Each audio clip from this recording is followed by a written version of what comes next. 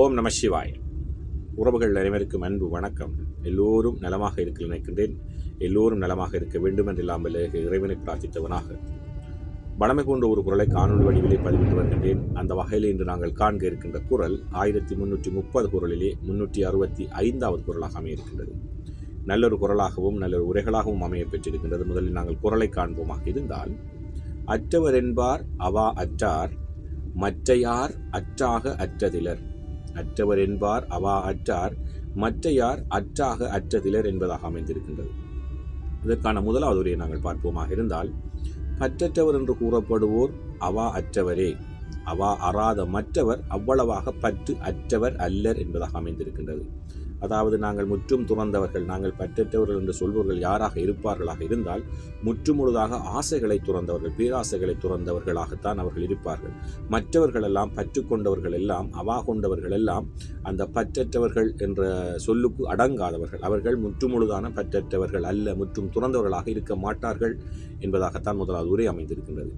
அதே போன்றுதான் அற்றவர் என்பார் அவா அற்றார், மற்றையார் அற்றாக அற்றதிலர் என்ற குரலுக்காக கலைஞர்களும் ஒரு உரையை தந்திருக்கிறார்கள். அதை பார்ப்போமாக இருந்தால், ஆசை அனைத்தும் விட்டவரே துறவி எனப்படுவர், முற்றும் துறவாதவர் தூய துறவியாக மாட்டார்கள் என்பதாக அமைந்திருக்கின்றது. முற்றும் துறந்தவர் தான் துறவி என்று சொல்வார்கள். உண்மையிலேயே முற்றும் ஆசை எல்லாத்தையும் அவருக்கு எல்லாம் துறந்தவர் தான் முற்றும் துறந்தவர் என்று சொன்னால், முழுவதையும் துறந்தவர். ஆசைகள், பற்றுக்கள், பேராசைகள் எல்லாத்தையும் துறந்தவர்களான் துறவியாக இருப்பார்கள். ஆனால் அது அனைத்திலும் ஏதாவது ஒன்றை அவர்கள் பின்பற்றுவார்களாக இருந்தால் அவர்கள் முற்றுமுழுதான துறவியாக, முற்றும் துறவாதவர்கள் என்பதற்குள் தான் அவர்கள் அடங்குவார்கள் என்பதாகத்தான் கலைஞருடைய உரை அமைந்திருக்கின்றது. அதே போன்றுதான் சாலமன் பாப்பை அவர்களும் அற்றவர் என்பார் அவா அற்றார், மற்றையார் அற்றாக அற்றதிலர் என்ற குரலுக்கான ஒரு உரையை தந்திருக்கின்றார்கள். அதை பார்ப்போமாக இருந்தால், ஆசை இல்லாதவரே எதுவும் இல்லாதவர், மற்றவரோ முழுவதும் இல்லாதவர் ஆகார் என்பதாக அமைந்திருக்கின்றது. ஆசைகள், பற்றுக்கள், பேராசை எல்லாத்தையும் துறந்தவர் தான் முற்றும் துறந்தவர், முற்றும் துறந்த முனி என்று சொல்வார்கள். துறவிகளாக இருப்பார்கள், முற்றும் துறந்தவர்களாக, ஆசை கோபம் எதுவும் மற்றவர்களாக இருப்பார்கள்.